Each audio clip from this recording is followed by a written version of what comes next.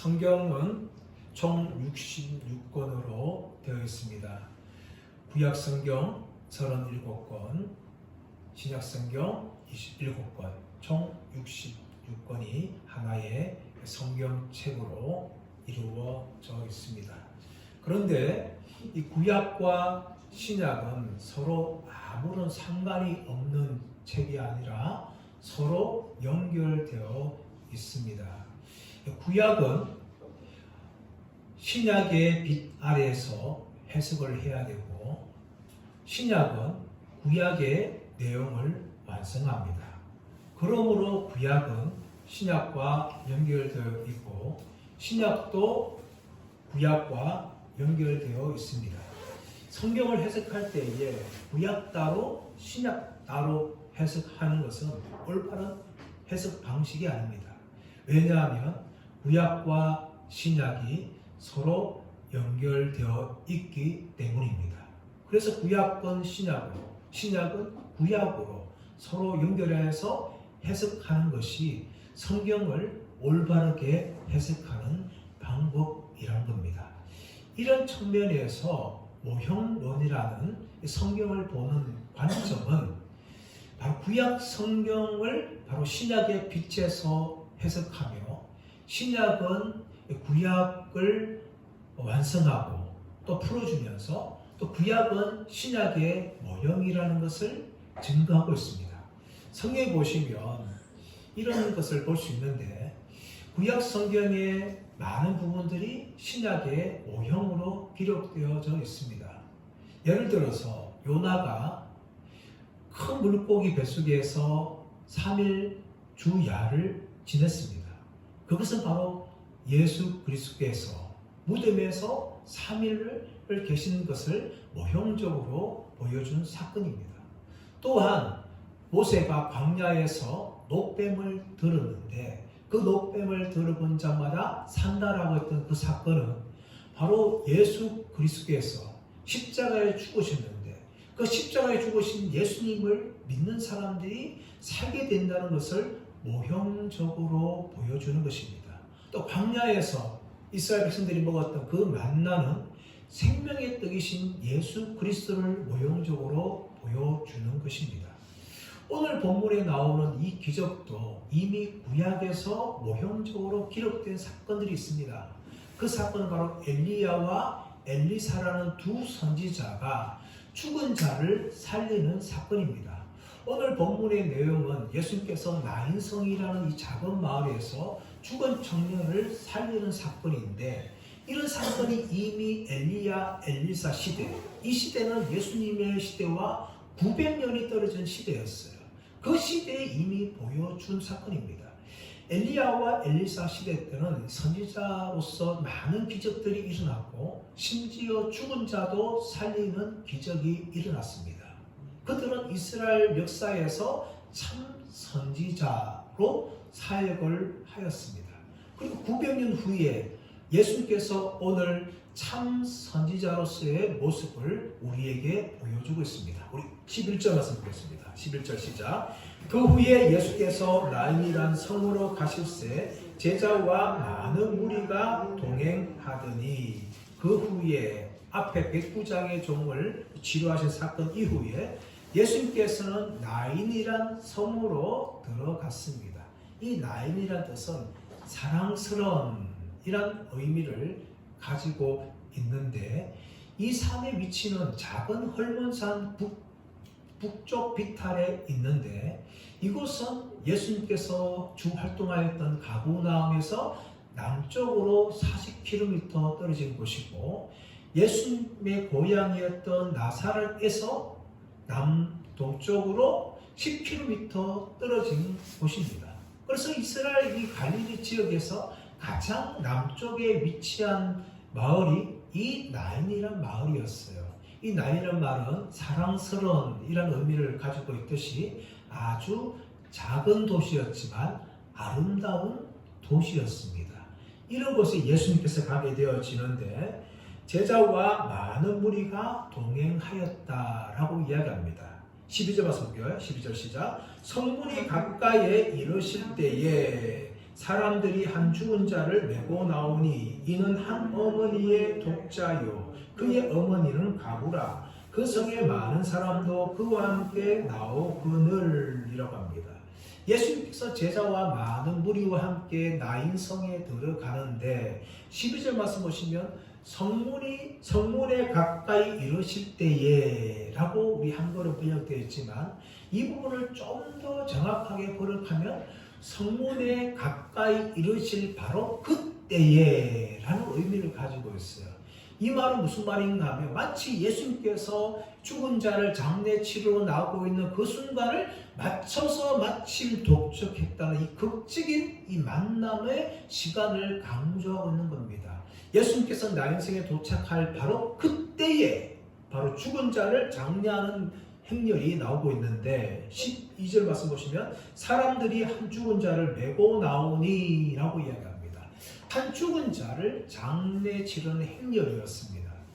우리나라도 이 장례식을 아주 중요하게 생각하지만 이스라엘도 마찬가지였습니다. 이스라엘 백성들이 얼마나 장례를 중요하게 여겼는가 하면 랍빈 선생들이 장례가 발생하면 그 학생을 수업에서 멈추게 합니다. 그리고 멈추게 해서 그 장례 행렬에 반드시 참석하도록 그렇게 이야기합니다.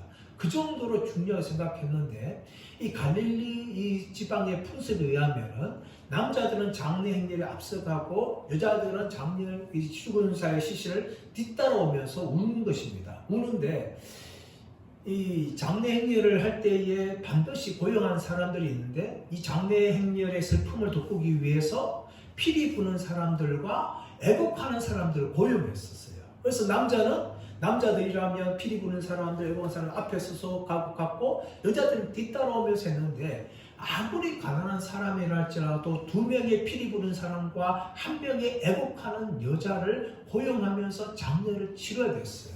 그만큼 이스라엘 백성들은 아주 장례를 중요하게 생각했는데 이 죽은 자를 장례 치는데 죽은 자의 정체가 나오는데 자 12절 말씀 보시면 이는 한 어머니의 독자요 그의 어머니는 과부다. 이는 한 어머니의 독자요 그의 어머니는 과부다 라고 이야기합니다.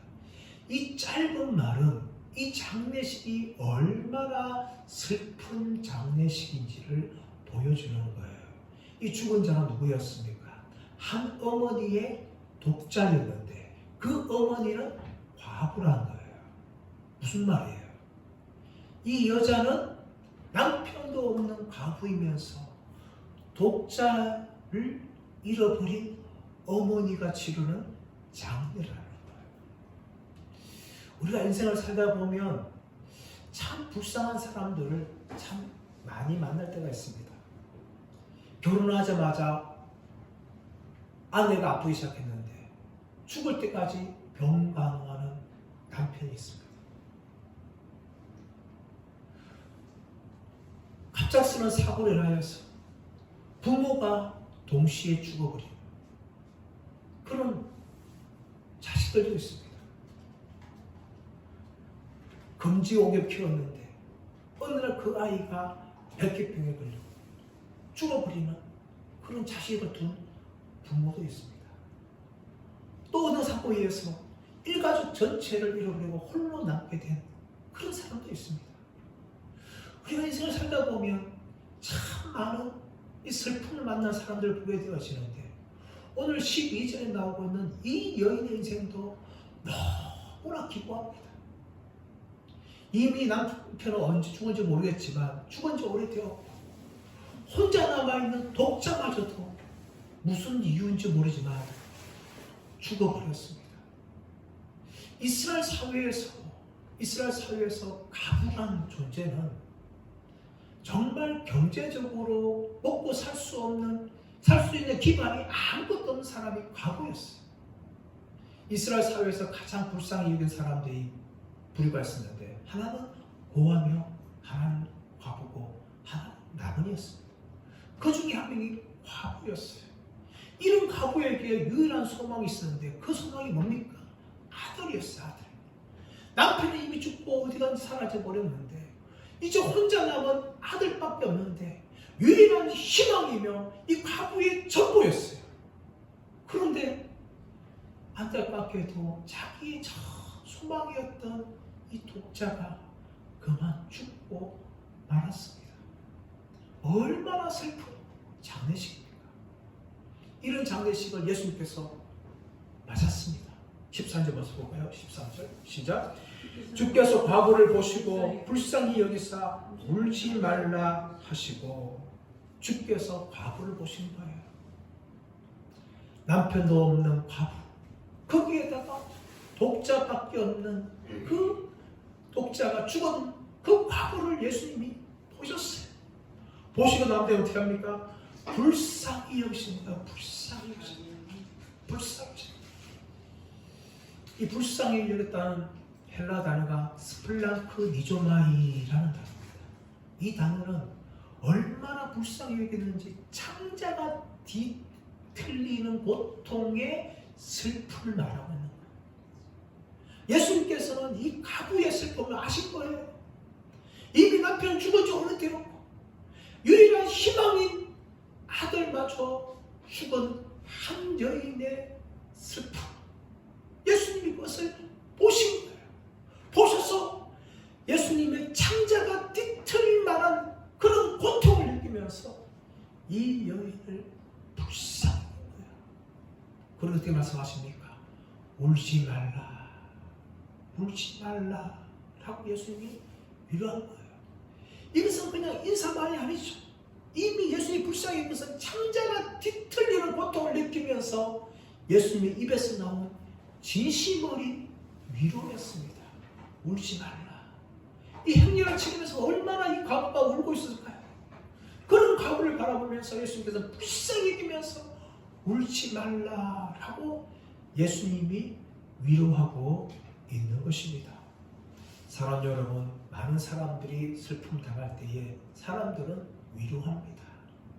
근데 어떤 사람들은 옆에 친구들 같은 사람들이 있어요. 그 사람의 아픔을 보면서 끝까지 위로해야 되는데 오히려 네가 잘못하지 않으면 어떤 일이 발생했는가 하면서 옆에 친구들처럼 오히려 정죄하는, 비난하는 사람들이 있습니다. 또 어떤 사람들은요, 위로한다 하지만 겉으로 그냥 마음을 담은 위로만 해, 말로만 위로한 사람들이 있어요. 그런데 오늘 예수님께서는 그런 식으로 위로하지 않았습니다. 예수님의 창자가 뒤틀릴 정도의 고통을 함께 느끼면서 슬픔 가운데 있는 그 여인을 바라보면서 예수님이 울지 말라라고 이렇게 말씀하신 거예요. 그러나 여러분, 예수님은 단지 위로만 하는 분이 아니었습니다. 오늘 말씀 보시면 놀라운 일을 행하시는데, 자 14절 말씀, 14절 시작. 가까이 가서 그 관에 손을 대시니 맨자들이 서는지라. 예수께서 이르시되 청년아 내가 내게 말하노니 일어나라 하시매, 예수님이 가까이 가셨어요. 그리고 그 관에 손을 대셨습니다. 여러분, 유대인들의 관은요, 우리나라처럼 뚜껑이 있는 관이 아니에요. 뚜껑이 없어요. 그런데 유대인들 가운데는 이 부정적인 이 규례가 있어요.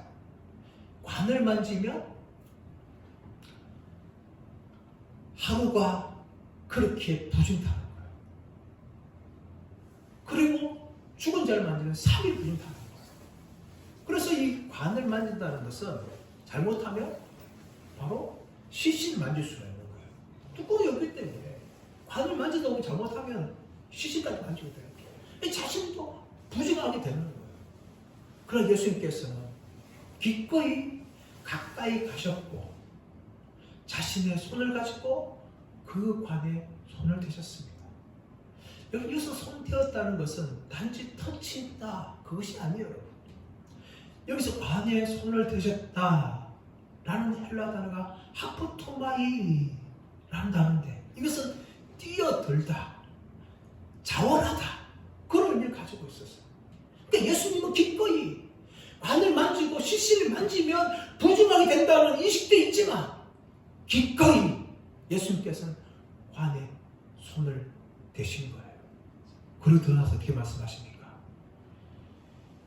청년아 내가 내게 말하노니 일어나라. 예수님께서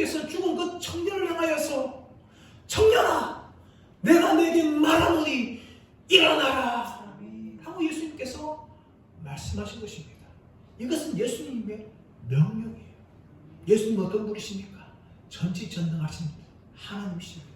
그 하나님께서 지금 죽은 자를 향하여서 청년아, 내가 내게 말하노니 일어나라 라고 예수님께서 명령합니다.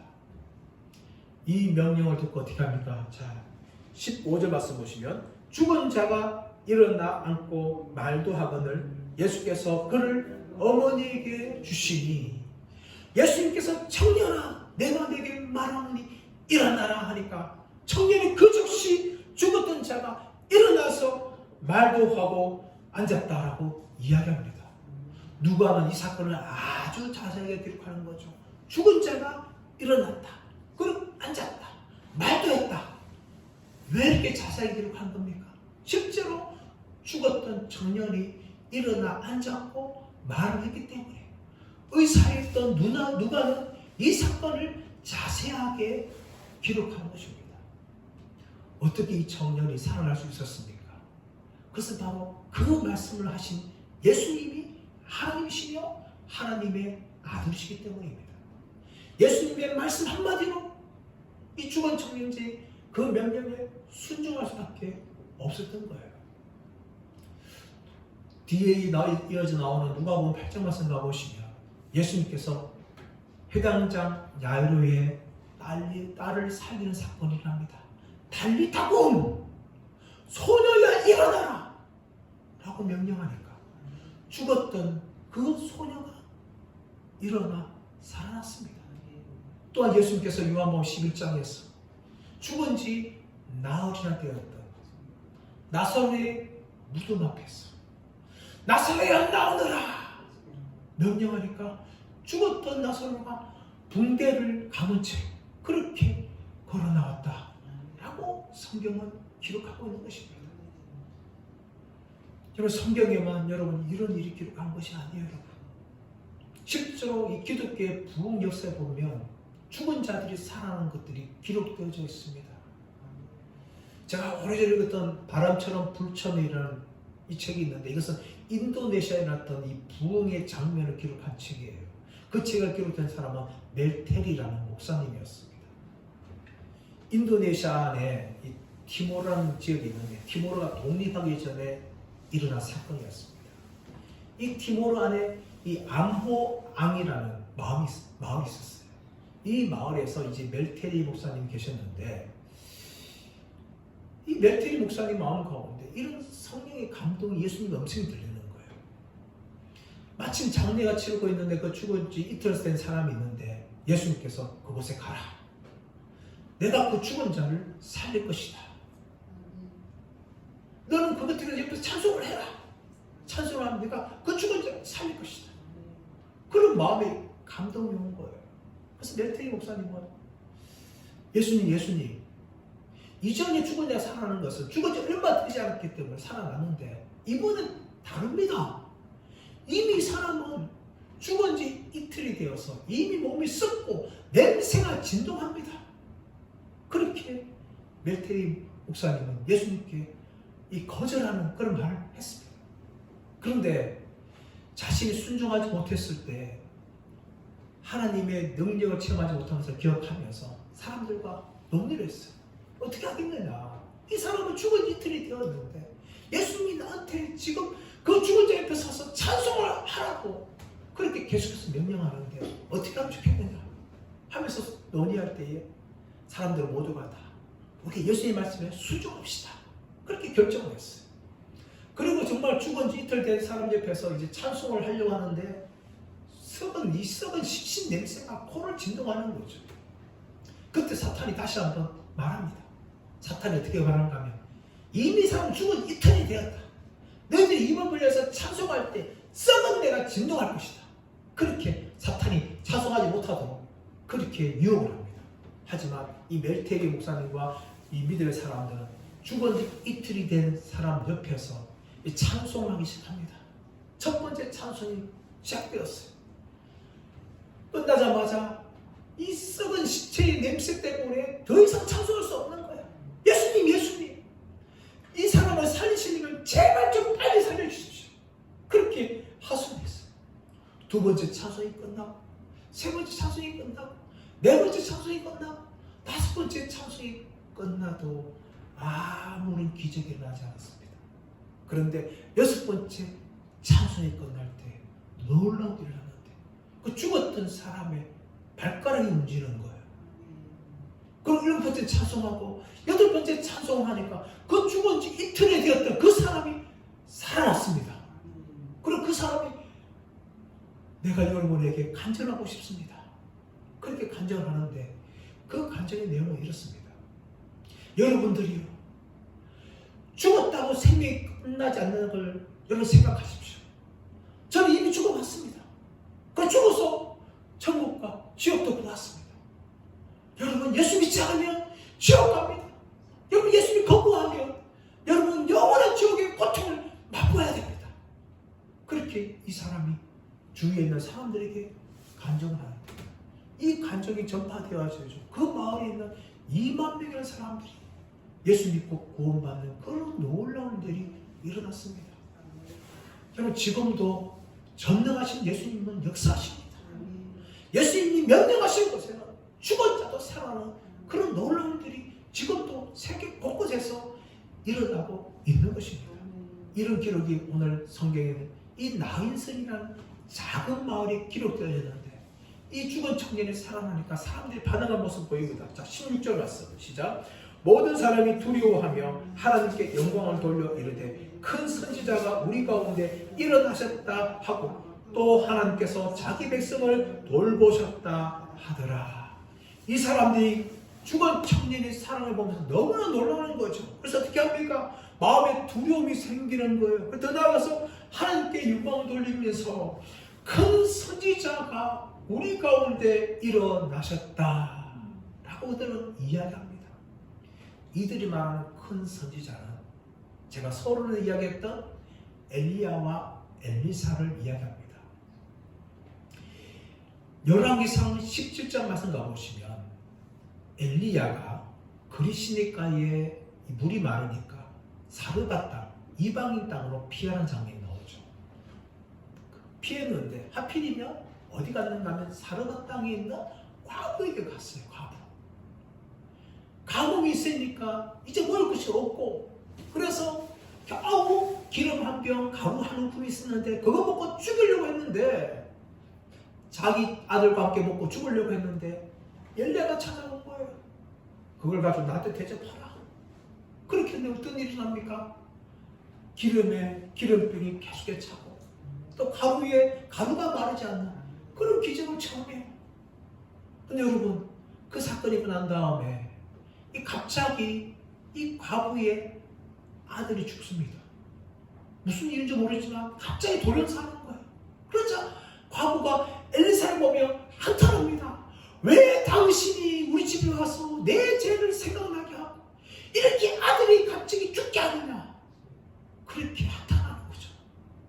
그래서 엘리야가 그 청년을 데리고 달방에 올라가서 하나님께 부르짖습니다.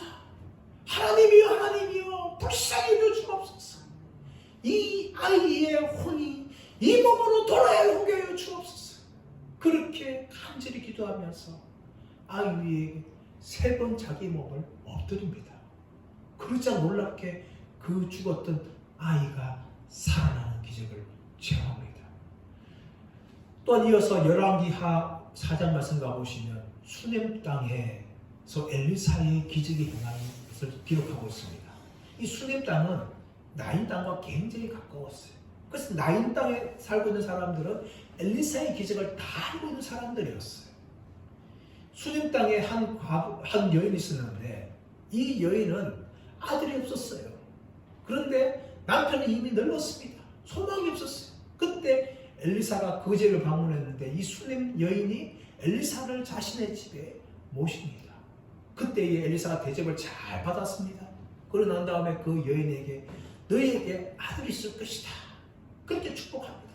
그러자 엘리사의 말대로 이 수넴 여인에게 아이가 생기는 거예요. 아이가 건강하게 잘 자랍니다. 그 들어서 일할 때에 어느 날 갑자기 아이가 내 머리야, 내 머리야 하면서 아이가 쓰러져 죽어버렸어요. 얼마나 황당한 일일까요, 여러분? 엘리사의 말대로 아이가 생겼는데 그 아이가 잘 자라고 어른 돼서 얼마나 좋을까요? 근데 갑자기 내 머리야 내 머리 하면서 죽어버리는 거예요. 그래서 이 수된 여인은 엘리사에게 사람을 보내고 급하게 오라면서 전가를 보냅니다. 엘리사가 와보니까 이미 아이는 죽고 난 후에 수냄 여인이 엘리사에게 내 아들을 살려달라고 그렇게 간절히 부탁. 엘리사가 어떻게 합니까? 그 아이에 엎드면서 자기의 코는 그 아이의 코에, 자기 입은 그 아이의 입에, 자기의 눈은 그 아이의 눈에게 맞추면서 그렇게 내려옵니다. 한번 그렇게 내려오니까 아이가 몸이 따뜻해지는 거예요. 그리고 두 번째 또다시 엎드리고 나니까 아이가 7번 재채기를 하면서 그렇게 살아납니다. 수냄 땅에 일어난 이 기적을 나인성에 살고 있는 사람 다 알고 있었어요. 그래서 예수님께서 죽었던 청년을 살리니까 큰 선지자가 왔다 하면서 이야기하면서 무슨 말 합니까? 또 하나님께서 자기 백성을 돌보셨다 하더라. 하나님께서 자기 백성을 돌보셨다. 이 돌보셨다는 단어는 에피스켑사이, 구약에서는 바카드라는 단어로 그렇게 기록되어진 단어입니다. 이것은 룻기 1장 6절에서 하나님께서 그 백성을 돌보셨다. 출애굽기 3장 14절 16절에서 하나님께서 백성들의 부르짖음을 들으시고 자기 백성을 돌보셨다 할 때 돌보다는 단어가 여기에 사용되어 있습니다. 900년 동안 기적을 보지 못했던 사람들이 예수님께서 죽은 청년을 살리고 보면서 큰 승자가 우리 가운데 일어났다 하면서 하나님께서 자기 백성을 돌보셨다 하고 그들은 기뻐하였습니다. 그러나 여러분, 엘리야와 엘리사는 큰 선지자들이었습니다. 그들은 갈멜사 불을 내기도 하고 또 죽었던 사람들을 살리기도 하고 또 수많은 기적을 행하였던 큰 선지자들이었습니다. 그러나 예수님께서는 큰 선지자에 불과한 분이 아닙니다. 예수님은 하나님의 아들이십니다. 선지자들은 하나님의 종에 불과했지만 예수님은 하나님의 아들이며 하나님으로서 이 능력을 충분하게 행하신 것이었습니다. 그래서 그들은 예수님의 놀라운 능력을 이 나인성에서 경험하게 되었습니다. 사랑하는 여러분, 우리 하나님께서는 죄에 빠진 우리 인간들을 돌보신 분이었습니다. 모든 인간들이 아담과 하와의 죄로 인하여서 영원히 지옥에 들어가서 하나님의 심판받아야 될 운명에 처했지만 하나님께서는 백성들을 돌보시고 예수님을 이 땅 가운데 보내셨습니다. 영원히 죽어야 될 우리 인간들을 위해서 친히 예수님께서는 십자가에 자기 몸을 죽게 하셨습니다. 바로 예수님께서 죽은 청년의 관을 맞으셔서 죽은 청년과 그 어머니의 고통 가운데 뛰어드신 것처럼 우리 죄로 말미암아 죽어야 될 우리 인간들의 운명에 예수님께서 뛰어드셨습니다. 십자가에서 죽으신 것입니다. 그래서 로마서 5장 8절에서 우리가 아직 죄인 되었을 때에 독생자 예수님께서 우리를 위해서 십자가에 죽으셨다 말씀하고 있습니다. 사랑하는 여러분, 이제 다음 주가 고난주간입니다. 다음 주일 종료주일 또 한 주간 고난주간으로 우리는 보내게 될 것입니다. 한 주간 고난주간 보낼 때에 우리가 기도에 참석하면서 우리 인간의 죄 가운데 인간의 영원한 죽음 가운데 뛰어들어오셔서 십자가에 죽게 하신 하나님의 사랑과 예수 그리스도의 놀라운 은혜를 체험하는 우리 분들 되기를 축복합니다. 또 우리가 어떤 고통 가운데 있고 어떤 인생 가운데 있다 할지라도 하나님은 결코 우리를 외면치 아니하시고 우리를 끝까지 돌보신다는 것을 믿으시고 끝까지 믿음으로 승리하시는 저와 여러분 모두가 되시기를 예수의 이름으로 축원합니다.